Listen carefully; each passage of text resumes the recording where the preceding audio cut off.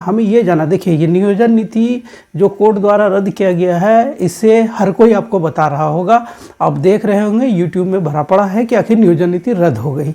लेकिन चलिए ये जानना होगा ना कि नियोजन नीति जो झारखंड में अब तक बनी है, आप जानते हैं बेसिकली झारखंड में जो नियोजन नीतियाँ बनी है, सबसे पहले आप अगर देखें 2001 में एक नियोजन नीति बनती है, फिर एक नियोजन नीति बनती है 14 जुलाई 2016 को, और एक नियोजन नीति बनती है 3 फरवरी 2021 को। अब चलिए सबको देख लेते हैं और अभी समझ जाएंगे। ये मैं बार बार जैसा कहता हूँ कि झारखंड पीडीएफ आपको डिफरेंट मिलेगा, अगर नहीं मिलेगा तो आप देखना छोड़ सकते हैं, और अगर मिलेगा तो ज़रूर लाइक शेयर और सब्सक्राइब करें, क्योंकि मैं बहुत मेहनत करता हूँ चीज़ों को एक डिफरेंट अप्रोच से समझाने के लिए। तो ये 2021 में, अब यहाँ सीएम का नाम लिखना जरूरी है, फिर भी चलिए लिख लेता हूँ, बाबूलाल मरांडी थे उस समय, बाबूलाल जी हो गए, रघुवर दास जी,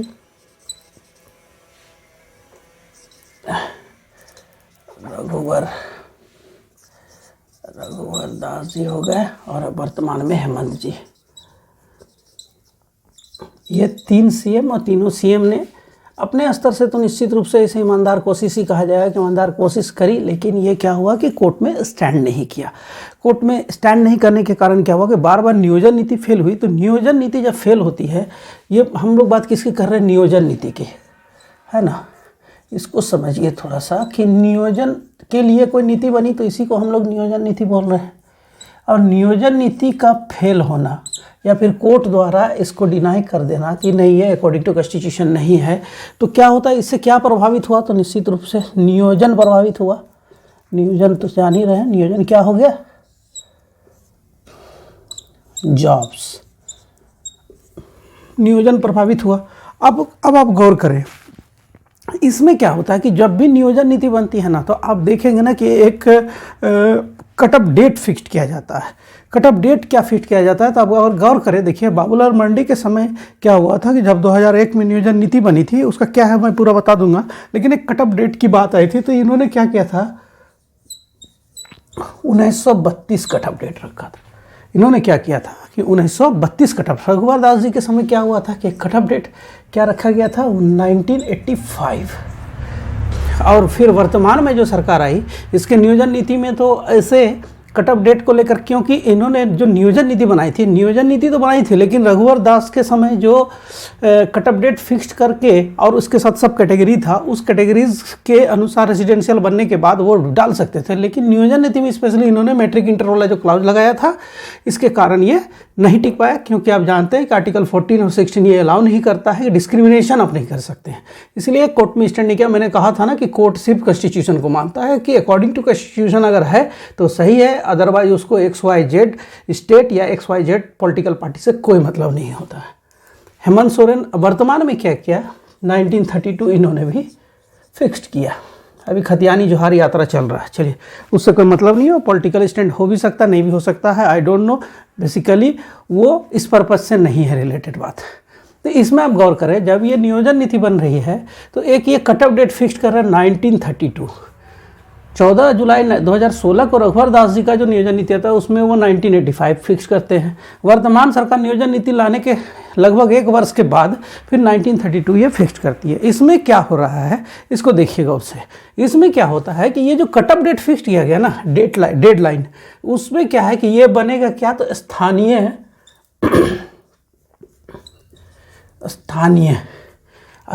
मतलब डोमिसाइल। अब क्या है कि डोमिसाइल मतलब कि वहाँ रहने वाले कौन है। तो आप अगर गौर करें, देखिए नियोजन नीति की बात जब भी आती है तो एक नियोजन नीति के लिए एक पॉलिसी होता है, लेकिन साथ ही साथ जो स्थानीय होते हैं उसको उसका बेनिफिट मिलता है। इसीलिए क्या होता है कि आप जब भी देखेंगे नियोजन नीति की बात आएगी तो साथ में रेसिडेंस की बात, रेसिडेंशियल यानी डोमिसाइल की बात जरूर आती है, यानी दोनों इंटरकनेक्टेड है। ये एकदम क्लियर हो गया कि नियोजन नीति का कोई मतलब नहीं है स्थानीय नीति से, और स्थानीय नीति का कोई मतलब नहीं है नियोजन नीति से। ये डायरेक्टली इन्वॉल्व नहीं है, लेकिन जो नियोजन नीति बनती है बेसिकली वो क्या होता है, स्थानीय लोगों के लिए। और स्थानीय लोगों को कौन परिभाषित करेगा, तो वो करेगा उसके स्थानीयता प्रमाण पत्र यानी डोमिसाइल। और डोमिसाइल के लिए जो डेट फिक्स किया जाता है वो डिफरेंट आप देख सकते हैं, 3 बार 3 सीएम द्वारा, अलग अलग सीएम द्वारा ये प्रयास किया गया। अब देखिए क्या होता है कि इसको समझिए कि नियोजन नीति के रद्द होने से युवा सड़क पर क्यों है। नियोजन नीति के रद्द होने से एक नकारात्मक माहौल क्यों दिखाई दे रहा है, यानी नकारात्मकता, नेगेटिविटी क्यों युवाओं में छाया, इसको समझना जरूरी है। अगर आप इसको ध्यान में रखेंगे तो बिल्कुल समझ में आएगी कि ये जो नियोजन नीति है, और नियोजन नीति पे XYZ पार्टी का पॉलिटिक्स हो या फिर कहीं ना कहीं अकॉर्डिंग टू कॉन्स्टिट्यूशन नहीं होने से या फिर अवॉइडेंस ऑफ इंडियन कॉन्स्टिट्यूशन होने से कोर्ट भी क्लियर कट ऑर्डर दे देते कि नहीं, ये एग्जिस्ट नहीं करेगा। अब यही चल रहा है झारखंड में। देखिए कब से, तो 2001 में पहली बनी थी, वो नहीं चली थी। 16 में बनी, इसमें बहुत सारी नियुक्तियां हुई, लेकिन अंततः सुप्रीम कोर्ट ने भी इसे खारिज किया। और 2021 में जो बनी थी वो 22 में ही लगभग एक साल के अंदर ये खारिज हो गया। चलिए अब इसमें बात करते हैं कि आखिर बात क्या है। आखिर युवा जो है वो जॉब के लिए, जैसे जॉब क्रिएशन तो सही बात है जॉब्स के लिए, तो जॉब के लिए क्यों ये करते हैं। मैं एक स्टेटमेंट वर्तमान मुख्यमंत्री का सुना तो उसमें मुझे 2 बातें लगी, एक नेगेटिव एस्पेक्ट्स और दूसरा पॉजिटिव एस्पेक्ट्स। उन्होंने कहा कि जो गवर्नमेंट स्कूल में पढ़ने वाले लोग होते हैं वो बेसिकली क्या है, गवर्नमेंट स्कूल में ये बेसिकली क्या है, रेलवे में जाते हैं। रेलवेज में इन्होंने कहा, डिफेंस सेक्टर में, उन्होंने आर्मी कहा था लेकिन डिफेंस, फिर क्या हो गया, बैंकिंग।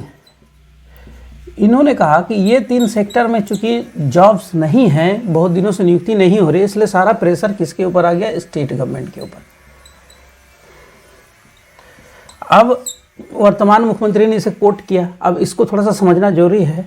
तो क्या इंडिया में झारखंड ही एकमात्र स्टेट है? क्या अन्य राज्यों में नियुक्ति नहीं हो रही है? इस चीज़ को समझना होगा। क्या अन्य राज्यों में नियुक्ति नहीं हो रही है? मान लीजिए रेलवे, डिफेंस या बैंकिंग में सेक्टर में नियुक्ति कम हुई है, तो क्या स्टेट्स में जो स्टेट सब्जेक्ट के क्षेत्र है क्या वहाँ नियुक्तियाँ नहीं हो रही है? अगर हो रही है तो झारखंड में क्यों बंद है? झारखंड में भी होनी चाहिए ना। सिर्फ पॉलिटिकल बातें रख देने से नहीं होता है। आप राज्य के प्रमुख हैं, आपके ऊपर बहुत जिम्मेदारी है, आपको समझना होगा। आपकी बातों से, आपके बातों में वो भरोसा दिखना चाहिए, झलकना चाहिए। आपने 6th JPSC को लेकर जो कहा था और वर्तमान में आप जो स्टेटमेंट दे रहे हैं, अगर दोनों को कोरिलेट करें तो भरोसा करना मुश्किल होता है कि छात्र जो कहेंगे वो करूँगा। इसीलिए छात्र को भरोसा नहीं हो रहा है। तो फैक्ट यही है कि एक ही व्यक्ति 2 अलग अलग मुद्दों पे अलग अलग विचार रख रहे हैं, तो भरोसा स्वाभाविक रूप से छात्रों में क्या होता है, क्रेडिबिलिटी कम होता है किसी भी लीडर का। वर्तमान में यही स्थिति है। अब क्या है, ये पॉलिटिकल बातें तो हो गई, इससे युवा को कोई भला होने नहीं जा रहा है। लेकिन युवा, देखिए बात में क्या होता है कि आप देखेंगे प्रदेश के मुख्यमंत्री और कई बड़े मंत्री ने कहा कि युवा गवर्नमेंट जॉब ही क्यों खोज रहे हैं, युवा को गवर्नमेंट जॉब ही क्यों चाहिए, वो स्वरोजगार क्यों नहीं अपनाते हैं। तो इस चीज़ को समझना होगा कि आखिर ये बात क्यों आ रही है, क्यों वो स्वरोजगार, सिर्फ स्वरोजगार अपनाना नहीं चाह रहे हैं, वो गवर्नमेंट सेक्टर में क्यों आना चाह रहे हैं, इसको तो समझना पड़ेगा। देखिए रोजगार की जो बात आती है, एम्प्लॉयमेंट की, चलिए यहाँ थोड़ा सा देखिए,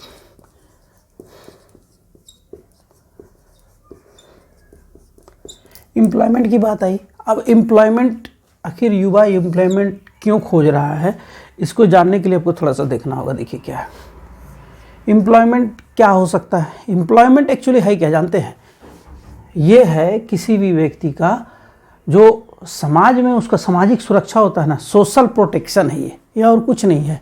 ये है सोशल प्रोटेक्शन। सोशल प्रोटेक्शन है किसका, इंडिविजुअल, किसी भी व्यक्ति का, इंडिविजुअल्स का है ये सोशल, सामाजिक सुरक्षा है। इसलिए तो वो रोजगार करना चाह रहे हैं। अब रोजगार में क्या हो सकता है, अब देखिए एक क्या होगा कि जॉब होगा, जॉब सेक्टर हो गया। तो अब जॉब में क्या हो गया, फिर 2, एक प्राइवेट सेक्टर होगा, एक गवर्नमेंट का सेक्टर होगा। ये हो गया। और एक हो जाएगा employment, self employment. Self employment जो बार बार यहाँ के बड़े पदों पे आसीन कैबिनेट के मंत्री हो या मुख्यमंत्री ने भी कहा है कि युवा गवर्नमेंट जॉब के लिए ही क्यों बार बार कर रहे हैं, क्यों नहीं सेल्फ एम्प्लॉयमेंट करते हैं। उन्होंने तो बहुत ऐसी बातें कर दी जो निश्चित रूप से युवाओं के लिए, जो मेहनत कर रहे हैं युवा, उनके लिए बहुत तकलीफदेह है।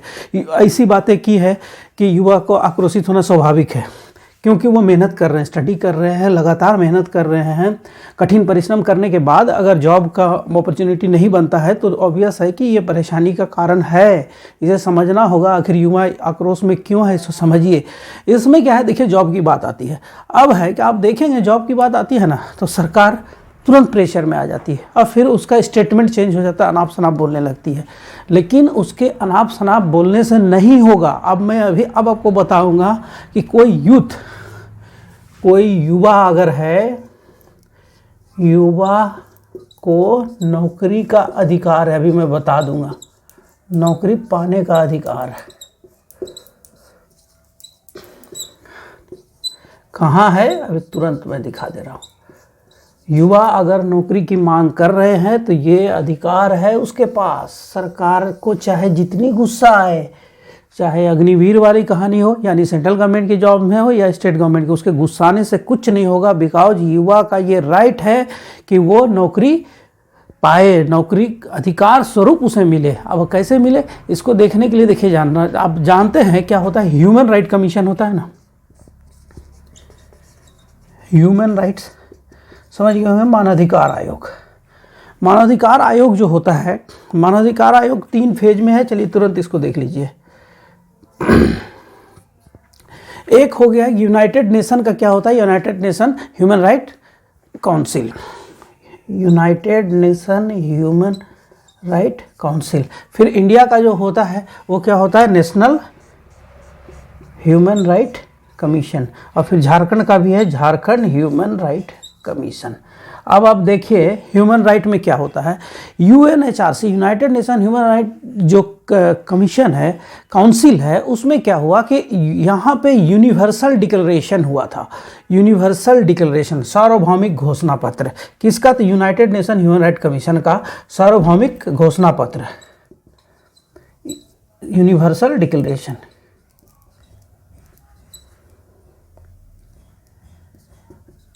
चलिए हिंदी में भी लिख देते हैं, सार्वभौमिक घोषणा पत्र।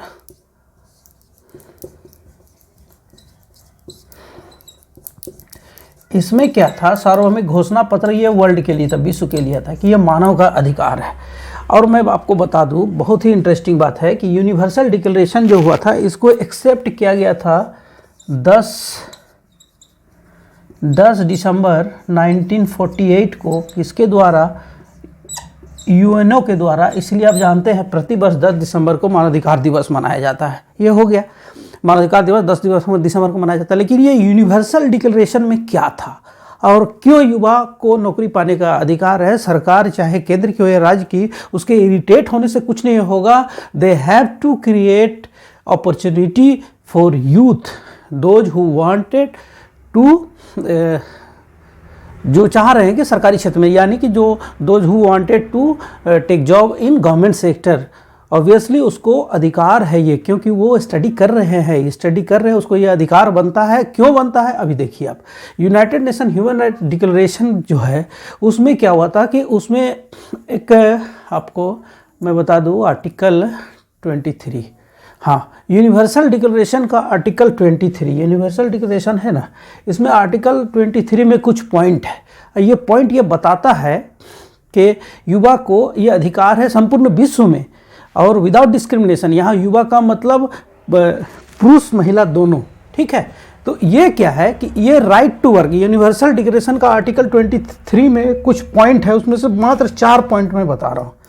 पहला क्या है यूनिवर्सल डिक्लेरेशन का, इसमें यह बताता क्या है कि राइट टू वर्क, काम करने का अधिकार है उसको।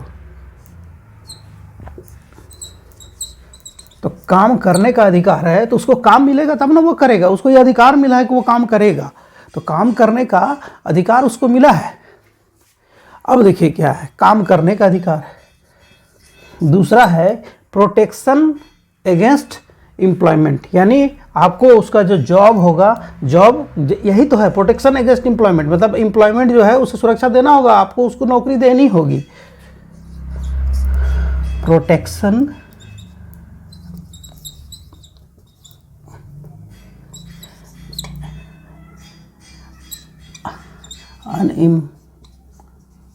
अनएम्प्लॉयमेंट, यानी बेरोजगारी से उसको सुरक्षा देना होगा, यानी आपको उसको जॉब देना ही पड़ेगा। तीसरा, कोई भी युवा यूथ वो क्या, वो अपने पसंद का जॉब में जाएगा। ऐसा नहीं कि आप एकदम क्लियर कट फ्रेम कर दे कि नहीं इस डिफेंस में ही जाना है, इसको रेलवे में ही जाना है, या इसको टीचिंग सेक्टर में जाना है, इसको सेक्रेटेरिएट में जाना है। ये नहीं, ये डिपेंड किसके ऊपर करता है, कैंडिडेट के ऊपर। उसको ये अपॉर्चुनिटी मिलना चाहिए कि वो चॉइस करे एम्प्लॉयमेंट क्या होता है। चॉइस फॉर एम्प्लॉयमेंट,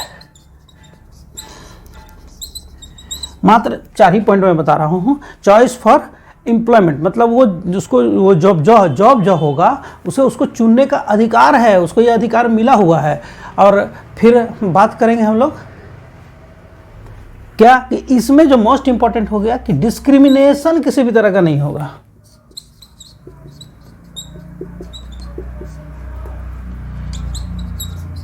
मतलब भेदभाव नहीं होगा किसी भी तरह का, जॉब में किसी भी तरह का आप भेदभाव नहीं कर सकते हैं कि सर्टन को देंगे सर्टन को नहीं देंगे। ये डिस्क्रिमिनेशन की बात है। मैं बात क्या कर रहा हूँ, यूनिवर्सल डिक्लेरेशन जो है उसका क्या है, आर्टिकल 23 यूनिवर्सल डिक्लेरेशन का ये क्या कर रहा है। उसमें से मैंने 4 पॉइंट को बताया कि राइट टू वर्क, उसे काम पाने का अधिकार है। प्रोटेक्शन अगेंस्ट अनएम्प्लॉयमेंट मतलब कि जो बेरोजगारी की स्थिति है उससे सुरक्षा देना होगा, यानी जॉब देनी होगी, वो अपने पसंद का जॉब ले सकता है। चॉइस फॉर एम्प्लॉयमेंट, डिस्क्रिमिनेशन किसी भी तरह का नहीं हो सकता है। डिस्क्रिमिनेशन किसी भी तरह का आप नहीं कर सकते हैं, कोई भेदभाव नहीं हो सकता। और अब आप याद कीजिए कि वर्तमान में जो नियोजन नीति गई है हाई कोर्ट में, और उसमें डिस्क्रिमिनेशन की बात आई, आर्टिकल 14 और 16 की बात आई क्या कि आप भेदभाव नहीं कर सकते हैं किसी भी तरह का। तो इस आधार पे वो कोर्ट में नहीं टिकी, क्योंकि इंडियन कॉन्स्टिट्यूशन ये अलाउ नहीं करता है। तो फिर इंडियन कॉन्स्टिट्यूशन की बात आती है तो मैं आपको बता दूं कि जो यूनिवर्सल डिक्लेरेशन है, आज के आपको कमिंग एपिसोड में कभी बता देंगे, ये यूनाइटेड नेशन का ह्यूमन राइट काउंसिल का जो यूनिवर्सल डिक्लेरेशन है, ये मोस्ट इंपॉर्टेंट है, जेपीएससी मेंस के सिलेबस में भी है। इसको आप जान लेंगे, इसको आप स्टडी करेंगे, उसमें आपको सारा आपको आर्टिकल के साथ लिखा हुआ है। और अगर आप उसको गौर करेंगे तो आप देखेंगे कि यूनिवर्सल डिक्लेरेशन जो है वो कहाँ है हमारे यहाँ, जानते हैं? 2 जगह। हमारा इंडियन कॉन्स्टिट्यूशन जो है उसका फंडामेंटल राइट अगर देखेंगे ना, फंडामेंटल राइट्स और आप देखेंगे कहाँ, तो आप देखेंगे राज्य के नीति निर्देशक तत्वों में, डायरेक्टिव प्रिंसिपल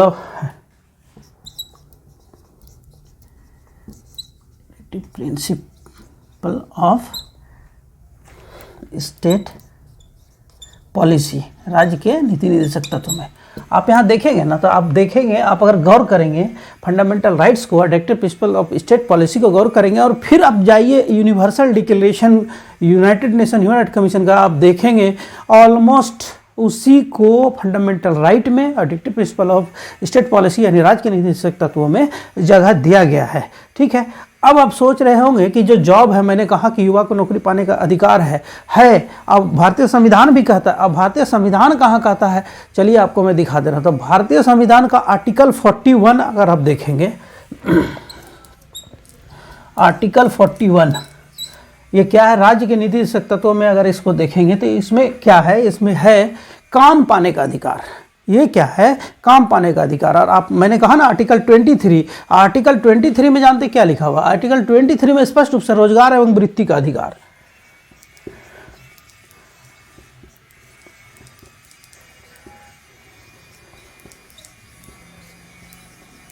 यह लिखा हुआ है UNHRC में, और इसी मैंने कहा कि फंडामेंटल राइट और जो राज्य के निदेशक तत्व है इसमें यूनिवर्सल डिक्लेरेशन के चीज़ों को शामिल किया गया है। उसमें से आर्टिकल 41 भी स्पष्ट रूप से ये कहता है कि काम पाने का अधिकार है। अब देखिए सरकार यहाँ क्या है कि आर्टिकल 41 काम पाने का अधिकार है, तो इन्होंने नरेगा मनरेगा बना दिया कि भाई वो भी तो हम काम दे रहे हैं, अधिकार स्वरूप काम दे रहे हैं। ये तो अकॉर्डिंग टू कॉन्स्टिट्यूशन के बहुत बड़ा बात है। तो बहुत बड़ी बात यह है कि आप उसमें कैसे लोगों को काम दे रहे हैं ये भी तो देखना होगा। आप स्किल्ड जो यूथ है, जो पढ़ लिख रहे हैं, जो कॉम्पिटिटिव एग्जाम की तैयारी करती है, वो मनरेगा में काम करेंगे नहीं ना। तो फिर कुछ ना कुछ तो ऐसा उपाय करना होगा ना, जाकि इस तरह के जो डिस्प्यूट्स ऑलवेज क्रिएट हो रहे हैं इससे युवा काफ़ी प्रताड़ित महसूस कर रहे हैं। ये एक तरह से मेंटल टॉर्चर है। ऑब्वियस बात है कि झारखंड में थोड़ी सी ज़्यादा बुरी स्थिति है। अब देखिए झारखंड में ऐसी स्थिति का कारण क्या है, थोड़ा सा अब समझ लीजिए इसको कि क्यों झारखंड में कि ये 32 का खतियान क्यों पॉलिटिकल इशू बन जाता है।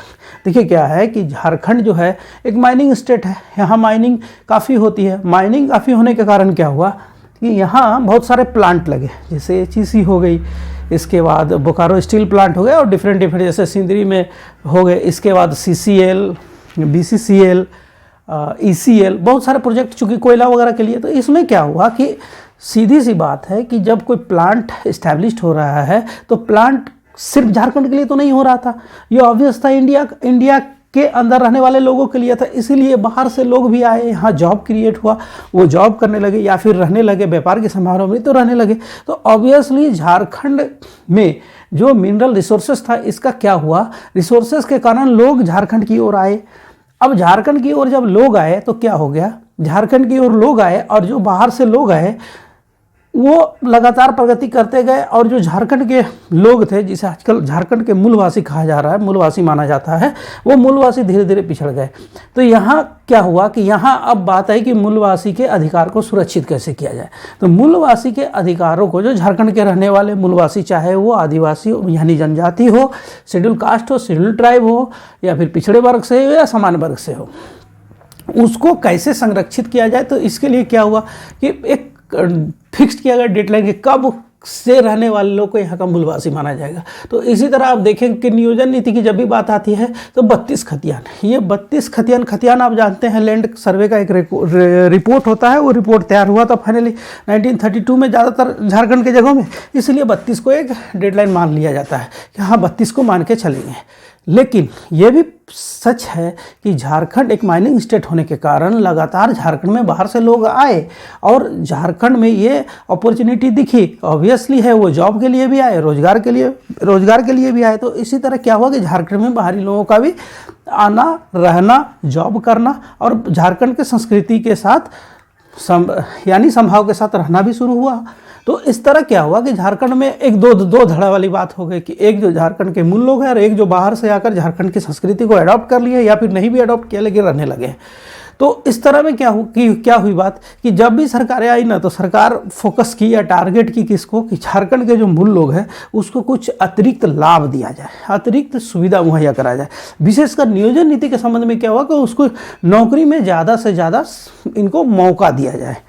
इसीलिए क्या हुआ कि जब भी झारखंड की नियोजन नीति बनी तो देखिए जब कोई भी पॉलिसी बनता है तो पॉलिसी बनाते समय इस बात का जरूर ध्यान रखा जाता है कि यहाँ किसी भी तरह से आर्टिकल 14 जो है, जो हमारा फंडामेंटल राइट है, उसका वायलेंस नहीं होना चाहिए। लेकिन किसी न किसी रूप से यहाँ क्या हो रहा है कि आप देखेंगे तीनों ही नियोजन नीति में आर्टिकल 14 ही सामने आता है और तीनों स्टैंड नहीं करता है। अब बात है कि झारखंड तो एकमात्र ऐसा राज्य नहीं है जहाँ पिछड़े लोग रहते हैं या जनजातीय बहुल क्षेत्र है या फिर यहाँ माइनिंग स्टेट है। कई ऐसे राज्य हैं, लेकिन उन राज्यों के साथ क्या है कि उनको शेड्यूल 5 भी जानते होंगे और शेड्यूल 6 भी जानते हैं। उनको शेड्यूल 5 और शेड्यूल 6 में सुरक्षा प्रदान किया गया है। उनको शेड्यूल 5 और शेड्यूल 6 में सुरक्षा प्रदान किया और ऐसे स्टेट्स में गवर्नर को भी स्पेशल पावर होता है, गवर्नर्स को भी पावर होता है। तो यहाँ क्या होता है कि स्पेशल प्रोविज़न के तहत ऐसे स्टेट्स में लोगों को सुरक्षा प्रदान किया जाता है। झारखंड में भी ऐसा प्रयास रघुवर दास के कार्यकाल में हुआ था। आपको अच्छी तरह से याद होगा शेड्यूल डिस्ट्रिक्ट और नॉन शेड्यूल डिस्ट्रिक्ट का विवाद। आप शेड्यूल डिस्ट्रिक्ट और नॉन शेड्यूल डिस्ट्रिक्ट का अगर विवाद आप देखना चाहते हैं डिटेल्स में, तो आप इस आई बटन को जरूर क्लिक करें, आपको मिलेगा डिटेल्स में A to Z information without skip करें, देखें, आपका कॉन्सेप्ट निश्चित रूप से बहुत अच्छा बन जाएगा।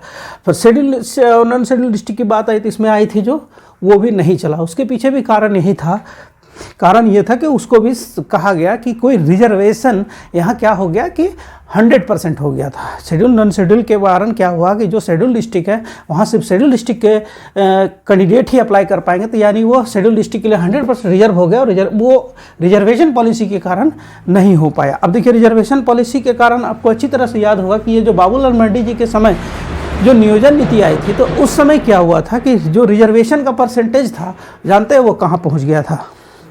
चलिए बस 2 मिनट में वाइंड अप कर देते हैं, बस सबको बता दे रहे हैं।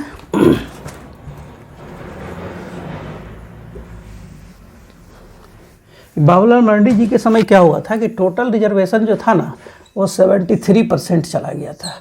और आप जानते हैं कि इंदिरा साहनी केस में ये निर्णय हो चुका कि 50% से ज़्यादा निर्णय नहीं हो सकता है। मैं आपको बता दूं, आप यहाँ पे आपको आई बटन दिख जाएगा, इसमें भारत में आरक्षण क्यों जरूरी है और आरक्षण का इतिहास अगर आपको डिटेल्स में जानना है तो 2 एपिसोड आप देख सकते हैं आरक्षण का, पार्ट 1 और पार्ट 2। आपको कंप्लीट इन्फॉर्मेशन मिलेगा कि आखिर सरकार भारत में आरक्षण क्यों जरूरी है और अब तक आरक्षण के साथ विवाद का नाता क्यों बना हुआ है, सब कुछ आपको उसमें डिटेल्स में मिलेगा, आप जरूर देख लेंगे। मैंने कहा कि बाबूलाल मरांडी जी के समय जो आरक्षण था ये 73% हो गया था। आप जानते हैं इस समय अर्जुन मुंडा कल्याण विभाग के मंत्री हुआ करते थे, उनकी अध्यक्षता में एक कमेटी बनी थी, और उसी कमेटी के रिकमेंडेशन में क्या हुआ था कि आरक्षण तय किया गया था, और इसमें आरक्षण तय किया गया था तो इसमें ST के लिए 32% किया गया था, SC के लिए किया गया था 14%, और MBC के लिए किया गया था 18%, और